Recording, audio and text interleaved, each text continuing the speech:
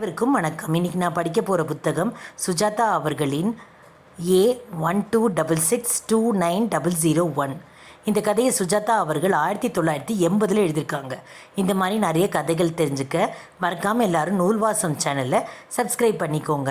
வாங்க கதைக்குள்ளே போகலாம். சத்தியமூர்த்தி ரொம்ப வருஷங்களாக பரிசு சீட்டுகளை வாங்குகிறார். ஒரிசாவிலிருந்து லாட்ரி வந்து கொண்டிருந்த நாட்களிலிருந்து அவருக்கு லாட்ரி மோகம். சிக்கிம் லாட்டரி தெரியுமா? அது கூட ரொம்ப நாட்களாக வருகிறது. இடையில் RMDS என்ற ஒரு லாட்ரி லண்டனிலிருந்து வந்தது.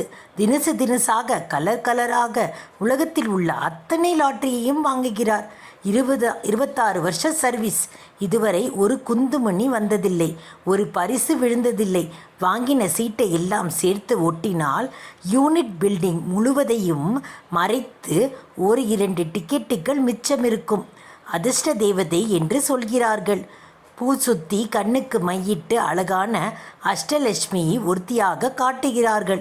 அவளோ அல்லது ரோஸ் கலர் புடவை கட்டிக்கொண்டு 2 உள்ளங்கையால் தங்கக்காசு சொரியும் அவள் சகோதரி தனலட்சுமியோ இதுவரை சத்தியமூர்த்தியை காதலித்ததில்லை. கல்யாணத்துக்கு முன்பிருந்து அவன் இவ்விரண்டு தெய்வ பெண்களை வணங்கி வருகிறான். காட்சியும் இல்லை இன்று வரை. இன்றைக்கு என்ன ஆச்சு சொல்கிறேன்.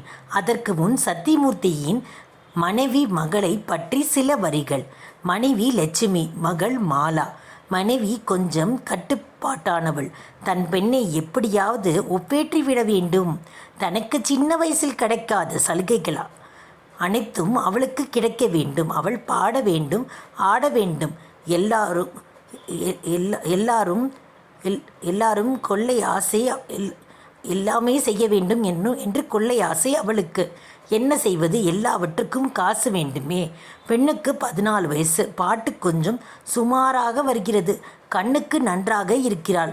முறைப்படி சங்கீதம் சொல்லிக் கொடுக்கலாம் என்றால் பாட்டு வாத்தியார்கள் 50 கொடு 60 கொடு என்று கேட்கிறார்கள்.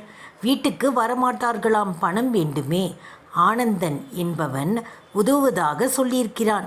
பின்பக்கம் தள்ளி வாரி குங்குமப்பொட்டு வைத்து கொண்டு கலாலயம் ஒன்று நடத்துகிறான். அங்கே சேரவும் காசு தேவை. சத்தியமூர்த்தியின் சம்பளம் மாசத்தில் உயிர் வாழ்வதற்கே போதுமானதாக இல்லை. நகை அவ்வப்போது வைத்து மீட்டு அவஸ்தைப்பட வேண்டியிருக்கிறது. இந்த அழகில் லாட்ரி சீட்டு வேறு. லட்சுமி தன் மகளுடன் தானும் பாட்டு கற்றுக்கொள்ள வேண்டும் ஆசை. 30 சொச்சம் ஒரு வயசா? கொஞ்சம் அலங்காரம் பண்ணி கொண்டால் 10 வருஷம் பின்னால் போகலாம். மாலா, இது யாரு? உன் தங்கையா என்று கேட்பார்கள். ஏழ்மை, பாழாய் போன ஏழ்மை, பாழாய் போன லாட்ரி, அதிர்ஷ்டக்கட்டையான கணவன். ஆனால் லாட்ரி சீட்டு வாங்குவதில் குடும்ப நிலைமை மோசமாகிவிட்டது என்று பொய் சொல்லக்கூடாது. மாசாந்திர பட்ஜெட் லாட்ரி டிக்கெட்டுக்கு இடம் உண்டு, அவ்வளவுதான். பாலுக்கு இவ்வளவு, பருப்புக்கு இவ்வளவு, லாட்ரிக்கு இவ்வளவு. அதை ஏதாவது வெட்டி செலவு என்று சொல்லிவிட்டால் சத்தியமூர்த்தி பொல்லாத கோபம் வந்துவிடும். நீ வாங்குற பத்திரிக்கை, நீ போகிற சினிமா என்று அவள் பொழுதுபோக்கு சமாச்சாரங்களில் தாக்க ஆரம்பித்து விடுவான். ஒளிந்து போகிறது. மாதம் 30 ரூபாய்தான். சத்தியமூர்த்தி கருப்பான கன்னத்தில் மறு இல்லையா? அதை போல அதுவும் ஒரு உபயோகமில்லாத குறை என்று லட்சுமி சண்டை பிடிப்பதில்லை. மாலாவுக்கு படிப்பு வரவில்லை. 14 வயசுக்கு 8வது படிக்கிறாள். கிளாஸிலேயே உயரமான பெண். சமூகவியல் புத்தகத்தில் ரஜினிகாந்தின் அட்டையை போட்டு அதை பார்த்து கொண்டே இருப்பாள். எதிர் வீட்டு சைக்கிள்காரன் சந்திரசேகரன் அவளை பார்த்து சைட் அடித்து லெட்டர் கொடுத்திருக்கிறான். சேகர் மட்டுமில்லை, பல காலேஜ் பையங்கள், பள்ளிக்கூடத்தில் ஒரு PT மாஸ்டர் என்று பலர் வெவ்வேறு சமயங்களில் அசடு வழிவார்கள். தமிழ் MA படிக்கிற பார்த்தசாரதி ஒரு கவிதை எழுதி புதிய வாய்ப்புகள் வருகிறாயா என்று கேட்டிருக்கிறான். இந்த சந்தின் ராணி மாலா. 14 வயசுக்கு இப்படி. 14 ஒரு குழப்பமான வயசு. மற்றவர்கள் கவனம் தன்மேல் படும் சந்தோஷத்தை இனம் பிரிக்க முடியாத வயசு. போகட்டும். சத்தியமூர்த்தி அன்று என்ன ஆச்சு சொல்ல வேண்டுமா? விடுமுறை. காலை எழுந்தவுடன் பேப்பரை பிரித்தான். நாட்டில் என்ன பிரச்சனை இருக்கிறது என்று அவன் கவனிக்கவே இல்லை. ஏனென்றால் அன்று காலை தமிழ்நாட்டு லாட்டரி ரிசல்ட். பம்பர் குலுக்கல். ஒரு 10 லட்சம், 2 5 லட்சம், அப்புறம் சின்ன சின்னதாக லட்சம் லட்சம் லட்சம், பூச்சு பூச்சாக பரிசு விழுந்த எண்கள் அச்சடித்திருந்தனர். அவசரமாக தன் பெட்டியை குடைந்து சீட்டை எடுத்து பார்த்தான். 1 2 காயத்ரி ஸ்லோகம் சொல்லிக்கொண்டு தேடினான். 5 லட்சம் பரிசு. ஒன்று ஏ சீரீஸில் விழுந்திருந்தது. நம்பரில் நம்பவே முடியவில்லை. அவனுக்கு நம்பரை பார்த்தான். ஏ 1266288993 தன் சீட்டு. ஏ 1266290001. கடவுளே, 108 என் வித்தியாசத்தில் போயிருக்கிறதே. இதுவரை அவன் வாழ்நாளில் இவ்வளவு தொகை இவ்வளவு கிட்டத்தில் வந்ததில்லை.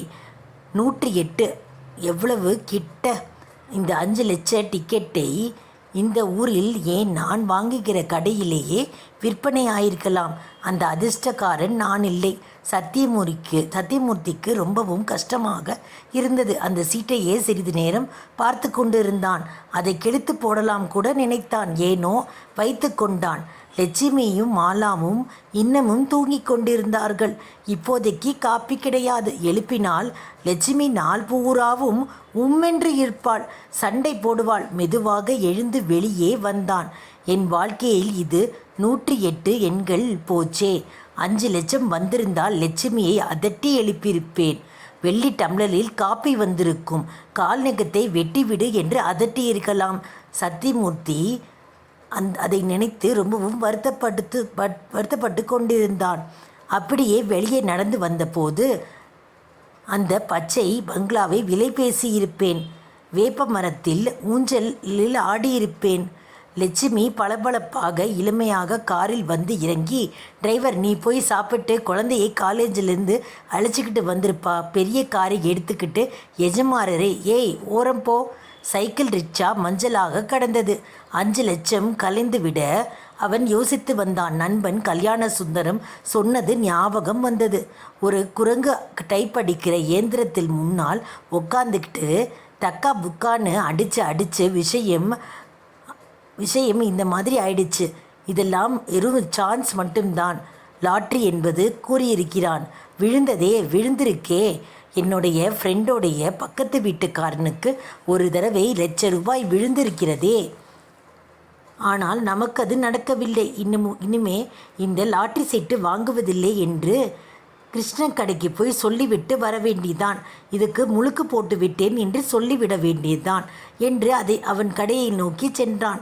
அங்கே ஒரு ஆசாமி நின்று கொண்டிருந்தார். கடை எப்ப திறக்கும் என்றார். அவன் கண்களுக்கு பதில் 2 கிண்ணங்கள். அழுக்காக இருந்தார். இவரை இதற்கு முன்பு பார்த்திருப்பதாக ஞாபகமே இல்லை. ஆஸ்பத்திரியிலோ ஜெயிலையோ பல வருஷங்கள் கழித்து போனவராக தெரிந்தார். திறக்கிறதுக்கு நாளியாகும். இல்லை, இந்த கடையில் ஒரு பரிசு சீட்டு வாங்கினேன், விழுந்திருக்கான்னு பார்க்கணும் என்று சொல்லினார்.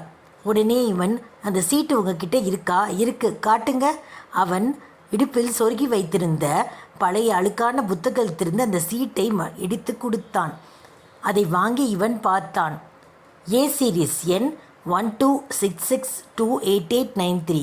சத்தியமூர்த்திக்கு சற்று நேரம் விலவிலத்து விட்டது. 5 லட்சம் உரிய சீட்டு. எதிரே அழுக்காக நிற்கிறான்.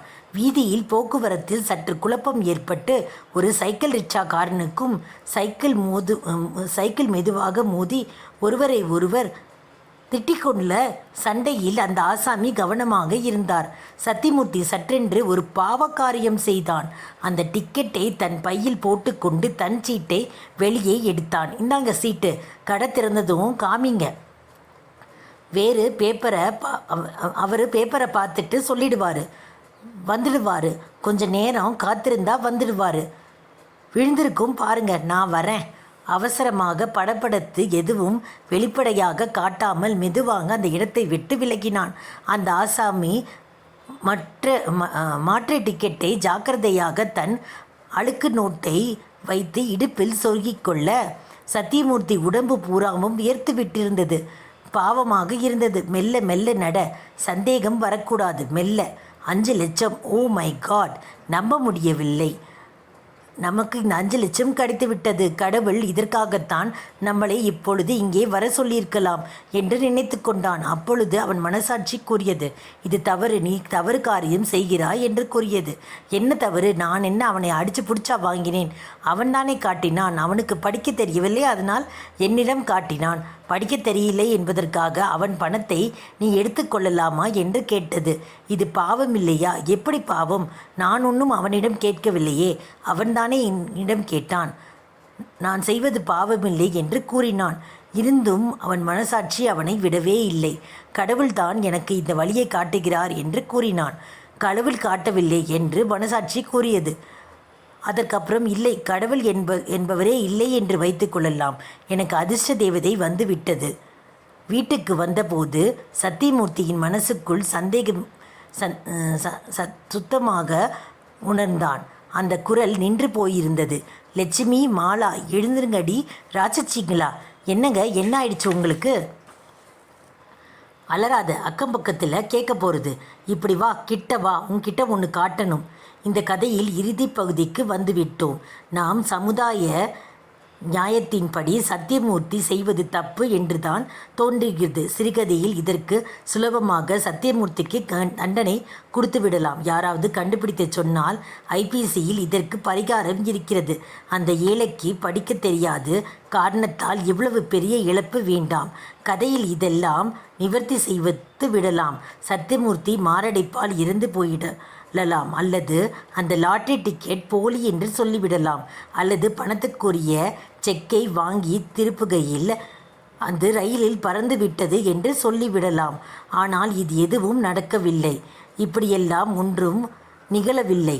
நிஜ வாழ்க்கையில் காரண காரியங்கள் அவ்வளவு சுலபமாக அமைவதில்லை. சத்தியமூர்த்தி முறைப்படி ரிஜிஸ்டர் தபாலில் லெட்டரை எழுதி அந்த எண்ணுக்கான பணத்தை வரிக்கு போக மிச்ச 4 சொச்ச பணத்தை வாங்கி கொண்டான்.